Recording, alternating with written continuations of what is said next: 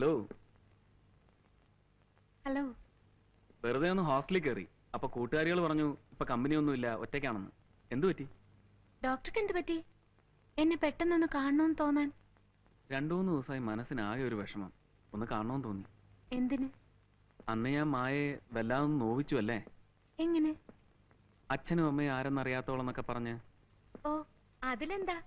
കുഞ്ഞുനാൾ മുതൽ അതെനിക്ക് അറിയാവുന്ന കാര്യമല്ലേ. മുതിർന്നപ്പോ അതൊക്കെ മറക്കാൻ വേണ്ടിയല്ലേ ഞാനൊരു ബഹളക്കാരിയായത്. ഡോക്ടറുടെ ഭാഷയിൽ പറഞ്ഞ ഗാങ് ലീഡർ, നൊട്ടോറിയസ്.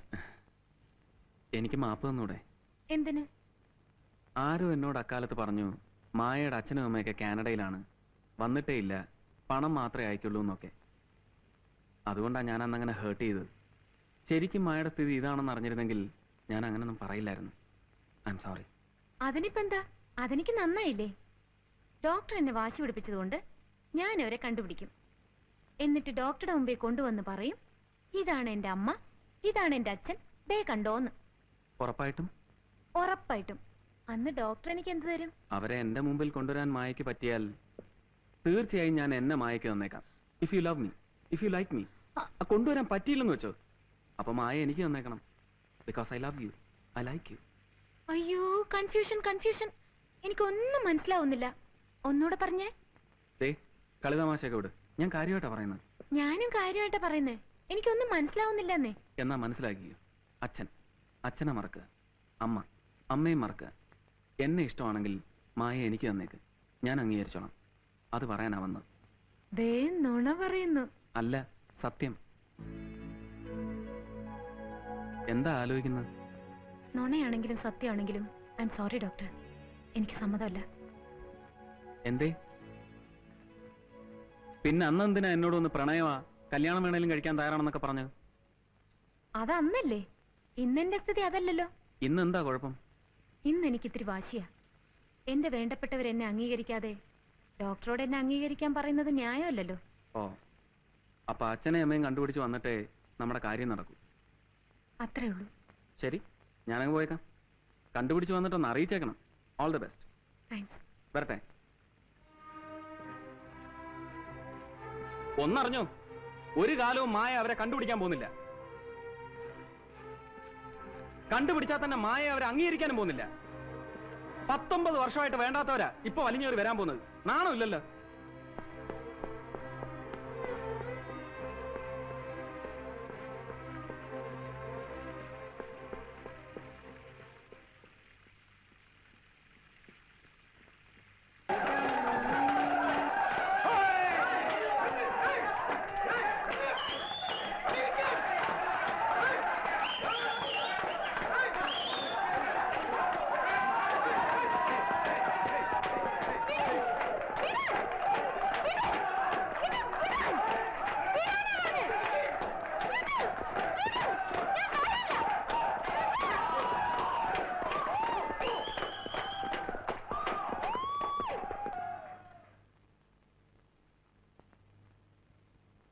അരമണിക്കൂർ പോലും അവൾ പോലീസ് സ്റ്റേഷനിൽ ഇരിക്കാൻ പാടില്ല.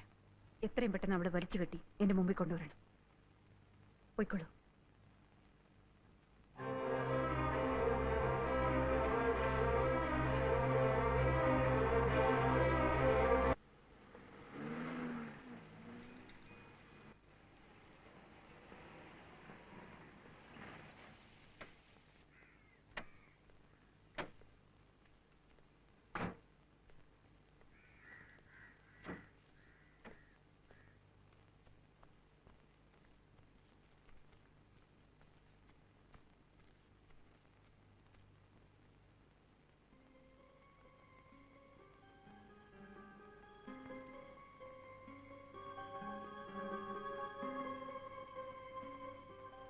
വരൂ.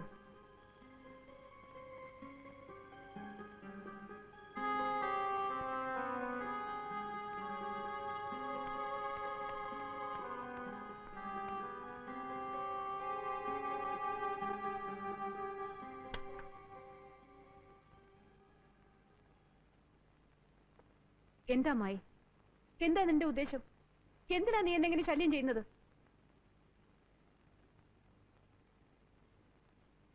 നീ കേട്ടതും അറിഞ്ഞതും ഒക്കെ ശരിയാണ്. ശിവപ്രസാദ് നിന്നോട് പറഞ്ഞത് സത്യമാണ്. 19 വർഷങ്ങൾക്ക് മുൻപ് അമേരിക്കയിൽ വെച്ച് ഞാൻ പ്രസവിച്ച കുട്ടിയാണ് നീ. പക്ഷേ ഏത് കാരണങ്ങൾ കൊണ്ട് ഇത്രയും കാലം ഞാൻ നിന്റെ അരികിലേക്ക് വരാതിരുന്നു, നിന്നെ ഒരു മകളായി അംഗീകരിക്കാതിരുന്നു, അതേ കാരണങ്ങൾ കൊണ്ട് തന്നെ ഇന്നും എനിക്ക് നിന്നെ അംഗീകരിക്കാനാവില്ല.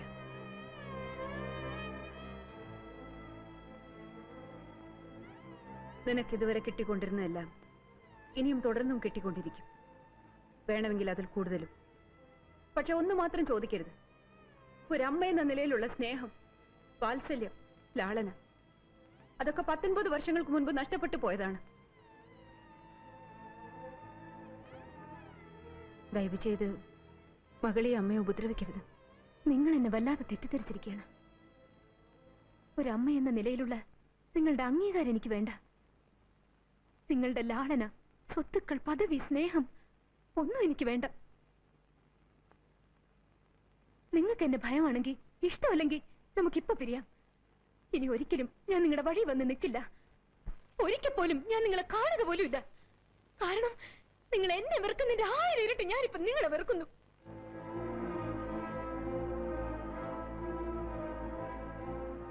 ഇവിടെ വെച്ച് നമുക്ക് പിരിയാം. പക്ഷേ പിരിയുന്നതിന് മുൻപ് എനിക്ക് 2 കാര്യങ്ങൾ അറിഞ്ഞേ തീരൂ. ഒന്ന്, ആരാണ് എന്റെ അച്ഛൻ?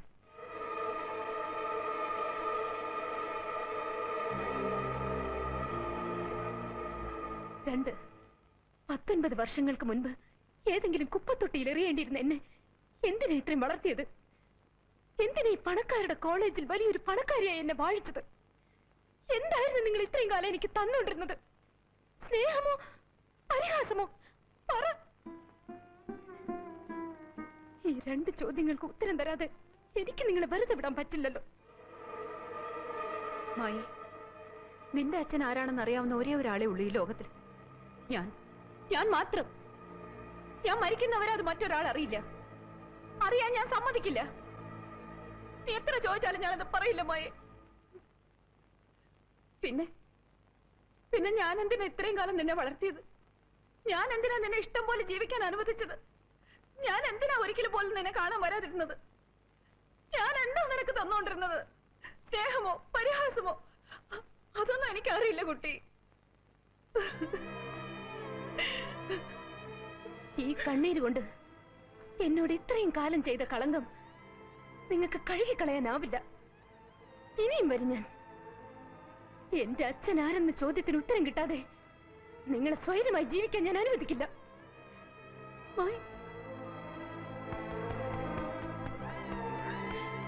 നോക്കിക്കോ, നിങ്ങളെ കൊണ്ടത് പറയിക്കാനായി എത്രമാത്രം താഴാവോ, എന്തൊക്കെ ചെയ്യാവോ അതൊക്കെ ഞാൻ ചെയ്തിരിക്കും.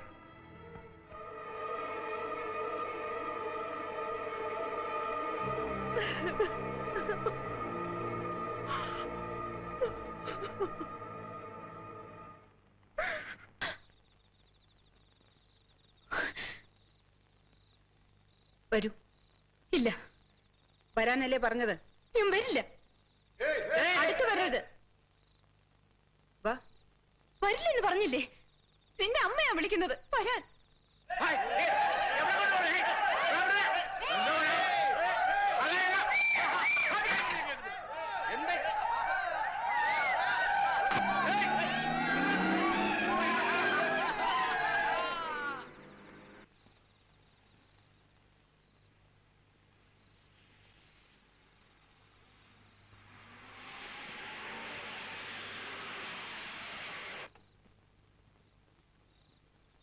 വരൂ.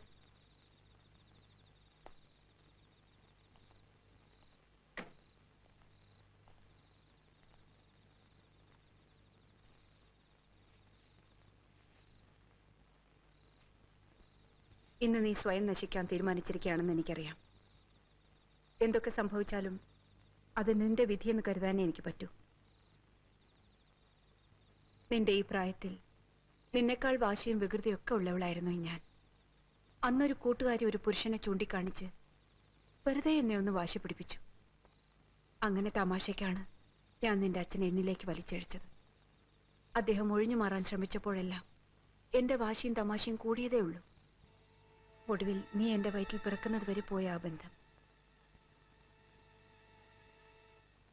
പതുക്കെ പതുക്കെ ആരൊക്കെയോ അതറിയാനും തുടങ്ങിക്കഴിഞ്ഞിരുന്നു. സമൂഹത്തിൽ അദ്ദേഹത്തിനുള്ള മാന്യത, അദ്ദേഹത്തെ കാത്തിരിക്കുന്ന വലിയ വലിയ നേട്ടങ്ങൾ, സർവോപരി ദൈവത്തെ പോലെ അദ്ദേഹം സ്നേഹിക്കുന്ന നല്ലവളായ അദ്ദേഹത്തിന്റെ ഭാര്യ, ഇതൊക്കെ അദ്ദേഹത്തിന് നഷ്ടപ്പെടാൻ പോവുകയാണെന്ന് മനസ്സിലായപ്പോഴാണ് നിന്നെ ഇല്ലാതാക്കുവാൻ ഞാൻ തീരുമാനിച്ചത്.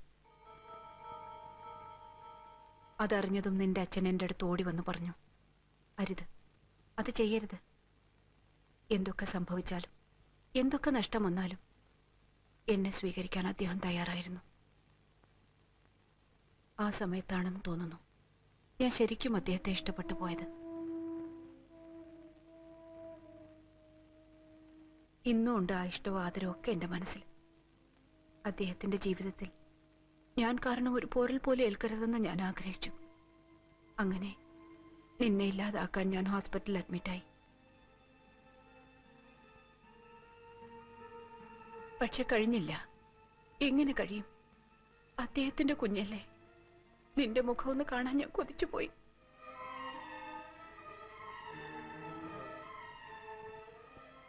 ഹോസ്പിറ്റലിൽ നിന്ന് ഇറങ്ങിയതിന് ശേഷം നിന്നെ നശിപ്പിച്ചു എന്നൊരു കളവ് നിന്റെ അച്ഛനോട് ഞാൻ പറഞ്ഞു. അന്നും അദ്ദേഹം വല്ലാതെ വേദനിച്ചു, കരഞ്ഞു. ഞാൻ പറഞ്ഞു, പിരിയാം, ഇനി ഒരിക്കലും കാണാതിരിക്കാനായി പിരിയാം. ഞങ്ങൾ പിരിഞ്ഞു. അതിൽ പിന്നെ ഇതുവരെ ഞങ്ങൾ തമ്മിൽ കണ്ടിട്ടേയില്ല. ഇന്നും അദ്ദേഹത്തിന് അറിയില്ല മായി, നീ ജീവനോടിരിക്കുന്നു എന്ന സത്യം. എല്ലാം മറക്കാനാണ് ഞാൻ അമേരിക്കയിലേക്ക് പോയത്. അവിടെ വെച്ചായിരുന്നു നിന്റെ ജനനം. 3 വർഷം കഴിഞ്ഞ് ഞാൻ ഒറ്റയ്ക്ക് ഇന്ത്യയിലേക്ക് വന്നു. അപ്പോഴേക്കും നിന്റെ അച്ഛൻ എല്ലാവരും ബഹുമാനിച്ച് ആദരിക്കുന്ന ഒരു വലിയ മനുഷ്യനായി കഴിഞ്ഞിരുന്നു. ഒരുപാട് സന്തോഷം തോന്നി എനിക്ക്. എങ്കിലും കാണാനോ ഓർക്കാനോ ഞാൻ ശ്രമിച്ചതേയില്ല. പക്ഷെ നിന്നെ മറക്കാൻ എനിക്കായില്ല. ഏതു നേരവും കൈനീട്ടിയെടുക്കാവുന്ന ദൂരത്തിലാക്കാനാണ് നിന്നെ ഇവിടെ കൊണ്ടുവന്നതും ശിവപ്രസാദിനെ ഏൽപ്പിച്ചതും.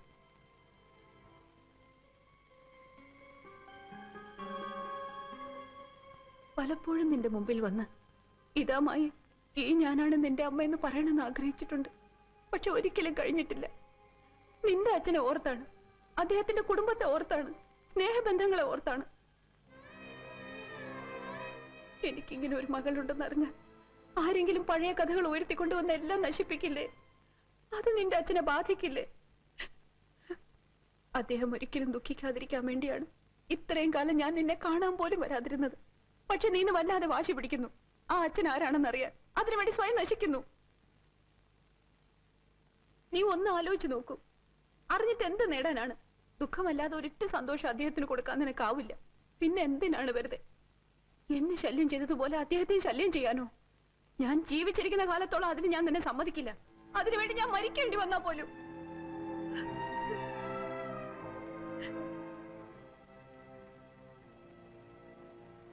എനിക്കറിയാം, ജീവിതത്തിൽ ഒരു തെറ്റും ചെയ്തിട്ടില്ലാത്തവളാണ് നീ. നിന്നോട് ഞാൻ ചെയ്ത ദ്രോഹങ്ങൾക്ക് മാപ്പ് ചോദിക്കാൻ പോലും അർഹതയില്ലാത്തവളാണ് ഈ അമ്മ. ഞാൻ ചെയ്ത തെറ്റുകൾക്ക് എന്നെ എങ്ങനെ വേണമെങ്കിലും ശിക്ഷിച്ചോളൂ. പക്ഷെ ഞാൻ നിന്റെ കാല് വീണ് കേണ് അപേക്ഷിക്കുകയാണ്. ഒരു തെറ്റും ചെയ്തിട്ടില്ലാത്ത നിന്റെ അച്ഛനോട് നിനക്കൊന്ന് ക്ഷമിച്ചൂടെ? മറന്നൂടെ?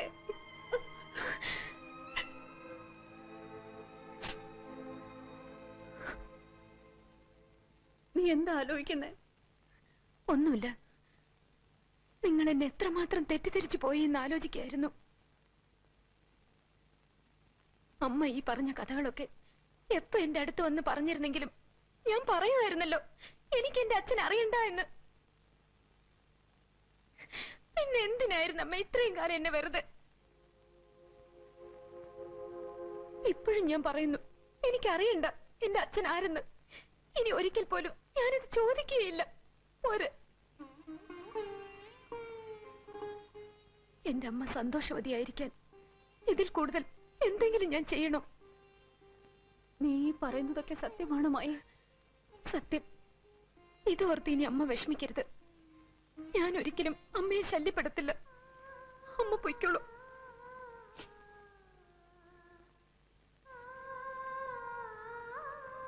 മായ, ഞാൻ എന്റെ അമ്മയെ കണ്ടുപോയില്ലേ, സംസാരിച്ചു പോയില്ലേ? ഇനി മറക്കാൻ എനിക്കാവില്ല. ആരും കാണാതെ വല്ലപ്പോഴുമൊക്കെ ഒരിത്തിരി സ്നേഹം എനിക്ക് തന്നൂടെ?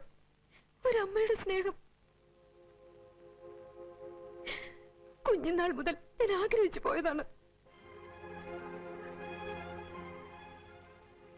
എന്തിനാ കുട്ടി എന്നെ എങ്ങനെ ശിക്ഷിച്ചത്?